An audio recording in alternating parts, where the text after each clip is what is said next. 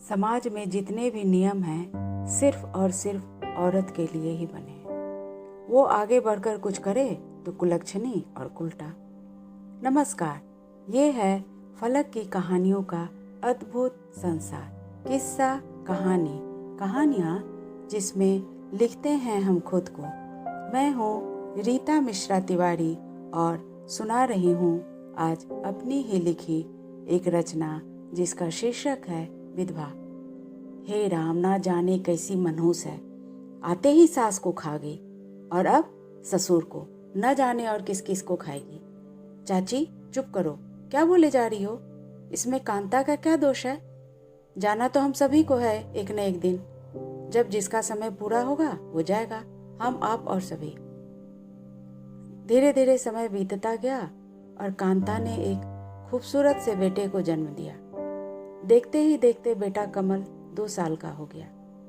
एक दिन अचानक फोन आया कि आपके पति का एक्सीडेंट हो गया है, आप सिटी हॉस्पिटल फौरन आ जाएं। कांता जल्दी जल्दी से आनन फानन हॉस्पिटल पहुंचती है। सॉरी, ब्लड काफी बह गया था और लेट होने के कारण बहुत कोशिश करने पर भी मैं आपके पति को बचा नहीं सका। समय के साथ कमल बड़ा हो गया और स्कूल जाने लगा। एक दिन कमल अपनी मम्मी से सवाल करने लगा, मम्मी, सबके पापा हैं, मेरे पापा कहाँ हैं? सब मुझे स्कूल में चिढ़ाते हैं कि तुम्हारे पापा मर गए हैं। सबके पापा तो हैं, फिर मेरे पापा कैसे मर गए?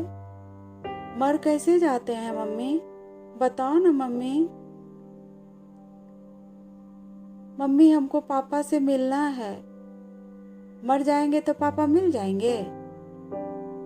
कांता कसकर कमल को सीने से चिपकाकर आंखों में आए आंसू को पोंछते हुए कहती है, नहीं बेटा, आसमान की ओर दिखाते हुए, कोई नहीं मरता, सब तारा बन जाते हैं। वो देखो, 2 तारा के बीच में सबसे तेज जो तारा चमक रहा है ना, वही पापा है।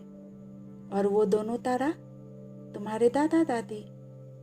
वो खुश होकर ताली बजाने लगा, हे, मेरे दादा, मेरे दादी, पापा सब हैं। अब मैं रोज इनसे बात करूंगा। आप भी करते हो ना मम्मी? इसीलिए यहाँ आकर रोज बैठती हो, है ना? मैं समझ गया। मम्मी, आप ऐसा कपड़ा क्यों पहनती हो, सफेद और हल्के रंगों वाली? मुझे जरा भी अच्छा नहीं लगता। सबकी मम्मी बिंदी, रंगीन कपड़े और कितने सुंदर से तैयार होकर रहती है। आप भी उसी तरह रहा करो ना मम्मी, प्लीज प्लीज मम्मी। नहीं बेटा, हम वो सब नहीं कर सकते। क्यों मम्मी? बेटा, जिसके पति तारा बन जाते हैं ना, वो ये सब नहीं पहनती है। तो क्या तुम विधवा हो?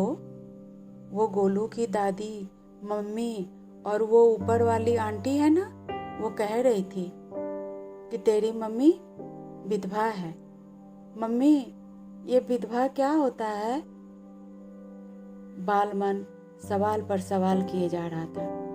कितने तरह के सवाल उस बाल हृदय में उमड़ घुमड़ रहे थे और कांता का दिल छलनी हो रहा था कि कैसे इसे समझाए कि विधवा किसे कहते हैं। वो उसे सीने से चिपकाए रोए जा रही थी और मन ही मन एक निर्णय लिया। सुबह कांता एक शिफॉन की हल्की पिंक कलर की साड़ी निकाली और पहन ली और एक छोटी सी काली बिंदी माथे पे लगा ली। हल्की पिंक लिपस्टिक लगाकर तैयार हो गई। कमल माँ को देखते ही खुश होकर लिपट गया। कितनी प्यारी और सुंदर लग रही हो मम्मी। कांता उसे स्कूल और ऑफिस जाने के लिए जैसे ही बाहर आई, देखो तो इसे, इसके लक्षण, विधवा होकर ये साज और श्रृंगार, पटाया होगा किसी को, कुलक्षणी। कांता थोड़ी देर चुप रहती है और जवाब देती है, आंटी, अभी तक मैं आप लोगों का बहुत आदर और सम्मान करती रही और आपकी बातों को कभी बुरा नहीं माना, ना ही दिल से लगाया। आपका हर ताना और लांछन जो आप सब ने मुझ पर लगाए, वो सब बर्दाश्त किया, पर अब नहीं। मैं अपने बच्चे के लिए वो सब करूँगी जो उसे अच्छा लगता है। आप लोग या ये समाज मेरे लिए जो कहना चाहे कहे, जो सोचना है सोचे, मुझे कोई फर्क नहीं पड़ता। और हाँ, आइंदा मेरे मामले में टांग अड़ाने की जुर्रत ना करना।